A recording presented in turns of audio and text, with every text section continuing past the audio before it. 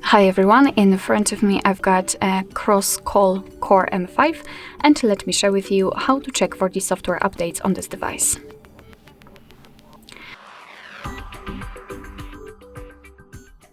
So let's start with making sure that you've got the internet connection. You can use either Wi-Fi or mobile data, and then we can enter the settings. Now we have to scroll down to the very bottom to find the system and scroll down to tap on system updates. Alright, we have to wait a second. And here basically we've got two possible scenarios. The first one is right here. So as you can see, I've got the update downloaded. Of course, you can check the update information. So what is new and what has been changed. You will be able to simply tap on download somewhere here and then tap on install now or install later.